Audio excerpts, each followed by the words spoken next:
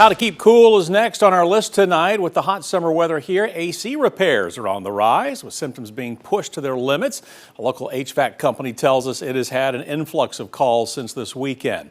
Pipe Wrench Plumbing, Heating and Cooling tells us it has been busy the last few days with emergency repair calls coming in each day. Now, yesterday, the company says it had over 33 repair calls, not including replacing a number of AC units altogether. Now, they tell us this time of year is when most AC units will break down or need repair. I urge you, if you think there's something going on with your system, don't wait. Try to get someone out as soon as possible. We don't want you to suffer. With the heat, houses can get upwards of 90 degrees without the AC running, especially if you only have one system for the house. Now, to keep your units running smoothly, Pipe Wrench says to change air filters every 30 days. Make sure your condensate drains are clear, and check your capacitor. If your capacitor is anywhere from 15 to 25 years old, it may be time to get a new one. Up next tonight, keeping the power on during this heat wave. TVA asking everybody to conserve power right now as a precaution to avoid any blackouts. Now, KUB tells us there is an increased power demand as people try to stay cool. The utility says that conserving power may be needed to avoid any service interruptions. So here are some steps that KUB says can help you save power. Raise the temperature if you can on your thermostat just a little bit. Turn off decorative lighting. Only use large appliances like dishwashers, dryers, cooking equipment early in the morning or late at night when electricity demand is lower. KUB adds that businesses should use less lights and turn off office equipment that are not being used. Next on the 7, a Supreme Court decision on race and college admissions is being offered as a reason to reopen part of the infamous Christian Newsom murders case. A hearing is set for tomorrow as Lamarcus Davidson asked the Knox County Criminal Court to review his conviction and the death penalty sentence that he is facing. Davidson's attorneys point to the U.S. Supreme Court's decision to strike down Harvard University's affirmative action admissions policy as a violation of the 14th Amendment. The defense team points to Tennessee's practice of considering race when deciding if the death penalty is appropriate. They claim the practice isn't guided by specific goals or standards to judge its effectiveness and does not prevent race from being considered in applying capital punishment. Now, the challenge makes numerous other arguments, including that Davidson's team was not given enough time and resources to prepare an effective defense, and that new scientific evidence could establish his innocence on several charges. Described as the ringleader, Davidson was sentenced to death for the 2007 murders of Shannon Christian and Chris Newsom. He is the only one of the 5 people convicted to face the death penalty in this case.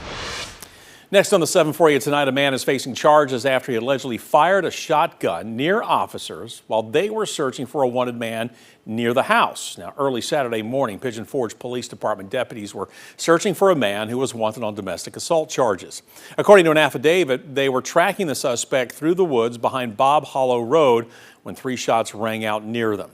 Officers were able to contact 62-year-old Sydney Husky, who lived in a nearby home, and told them he heard movement and voices from the woods near his home and fired into the trees to get, the people to go away. Husky now faces reckless endangerment charges tonight.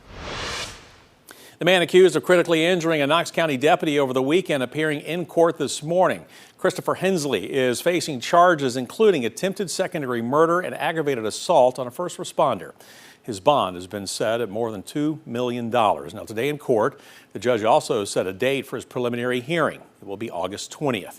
As we reported, Hensley is accused of throwing a rock that hit Deputy Dalton Swanger in the head. Swanger remains in critical condition at UT Medical Center tonight. The incident happened Saturday night as deputies were responding to a shots fired call in Powell. It was also captured on the TV show On Patrol Live. Jurors that normally would not have seen this footage in a typical case in Knox County may have seen it. So, it may reach a point where a judge would feel that the jury veneer has been tainted somewhat.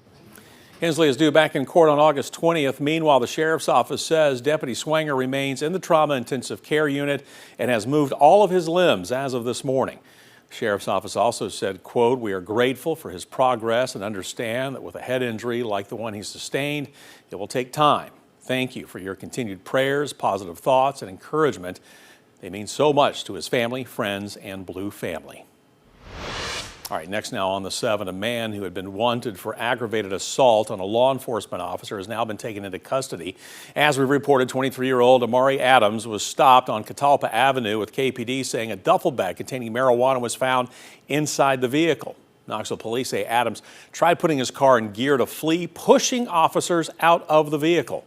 No police were injured, and his vehicle was later found. Adams had also been wanted for evading arrest. A business in Campbell County will be closing by year's end. And we are talking about Doyle Industries, a medical product company. Its website says Doyle employs more than 1,900 people across 20 different facilities. Now, the total number of affected workers at this particular facility is 153. Doyle CEO Brian DeBusk released a statement saying, quote, Doyle has proudly provided both U.S. and international healthcare markets with CPTs for over 40 years. The company is committed to supporting its employees and CPT customers through this transition, end quote.